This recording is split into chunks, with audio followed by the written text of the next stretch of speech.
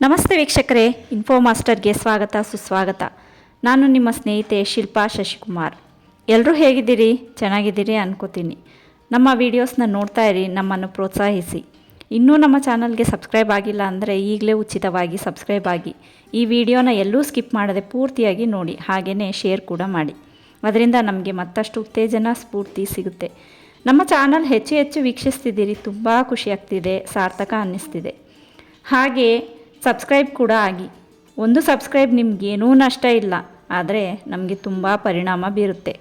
ಬನ್ನಿ ಈಗ ಈ ವಿಡಿಯೋದ ವಿಷಯ ಏನು ಅಂತ ನೋಡೋಣ. ಮಾರುಕಟ್ಟೆ ಸ್ಟಾಕ್ ಮಾರ್ಕೆಟ್ ಮಾರಾಟವು ಜೀವಿತಾವಧಿಯಲ್ಲಿ ಕೆಟ್ಟದಾಗಿರುತ್ತದೆ ಎಂದು ಹಿರಿಯ ಹೂಡಿಕೆದಾರ ಜಿಮ್ ರೋಜರ್ಸ್ ಎಚ್ಚರಿಸಿದ್ದಾರೆ. ಹಾಗೂ ತಾವು ಹೇರಳವಾಗಿ ನಗದು ಹೂಡಿಕೆಗೆ ತೆಗೆದಿರಿಸಿದ್ದೀನಿ ಎಂದಿದ್ದಾರೆ.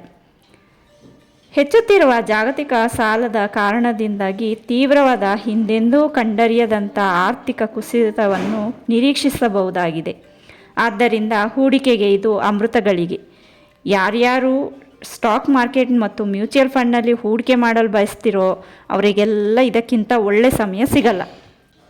ಸೋಮವಾರದ ಮಾರುಕಟ್ಟೆಯ ತೀವ್ರ ಕುಸಿತದ ನಂತರ ಹಿರಿಯ ಹೂಡಿಕೆದಾರರಾದ ಜಿಮ್ ಮತ್ತು ಬಫೆಟ್ ರವರು ಮಾರುಕಟ್ಟೆಯು ಇನ್ನೂ ಪಾತಾಳಕ್ಕೆ ಇಳಿಯೋದ್ರಿಂದ ಈ ಸುಸಮಯದಲ್ಲಿ ಬಹಳಷ್ಟು ನಗದನ್ನು ಹೂಡಿಕೆಗೆ ಇಟ್ಟುಕೊಂಡಿದ್ದಾರಂತೆ.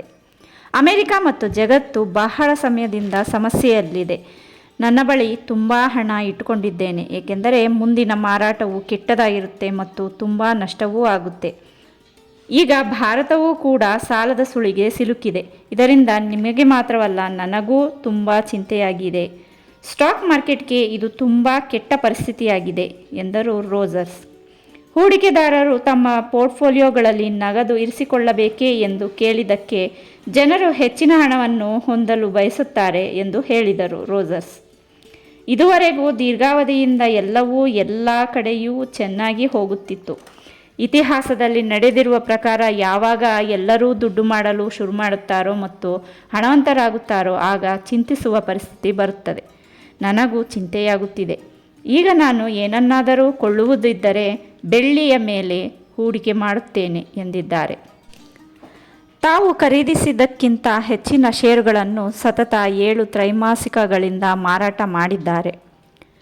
ನಾವು ನಮ್ಮ ಹಿಂದಿನ ವಿಡಿಯೋದಲ್ಲಿ ತಿಳಿಸಿದಂತೆ US-ನಲ್ಲಿ ರೆಸೆಷನ್ ಭಯ ಮತ್ತು ನಿರುದ್ಯೋಗ ಸಮಸ್ಯೆಯ ಏರಿಕೆ ಜಾಗತಿಕ ಮಾರುಕಟ್ಟೆ ಗ್ಲೋಬಲ್ ಮಾರ್ಕೆಟ್ ಎಚ್ಚರಿಕೆ ಗಂಟೆ ಬಾರಿಸುತ್ತಿದೆ.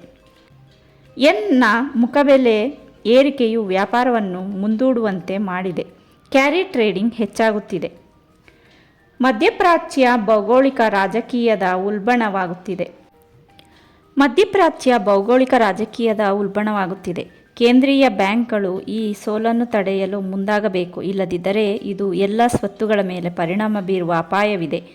ಭಾರತೀಯ ಮಾರುಕಟ್ಟೆಗಳು ಮೂಲಭೂತವಾಗಿ ಪ್ರಬಲವಾಗಿದ್ದರೂ ಈ ಮಾರುಕಟ್ಟೆ ಕುಸಿತದಿಂದ ದೂರವಿರಲು ಆಗದು. ಹೂಡಿಕೆದಾರರು ತಮ್ಮ ಜಾಗತಿಕ ನಷ್ಟಗಳಿಗೆ ಹಣ ಹೂಡಲು ಲಾಭವನ್ನು ಕಾಯ್ದಿರಿಸಲು ನೋಡುತ್ತಿದ್ದಾರೆ. ಪ್ರಿಯ ಹೂಡಿಕೆದಾರರೇ, ಈಗ ನಿಮ್ಮ ಸರದಿ. ನೀವು ದೀರ್ಘಕಾಲದ ಹೂಡಿಕೆದಾರರಾಗಿದ್ದರೆ ಹೂಡಿಕೆಗೆ ಇದು ಸುವರ್ಣ ಕಾಲ.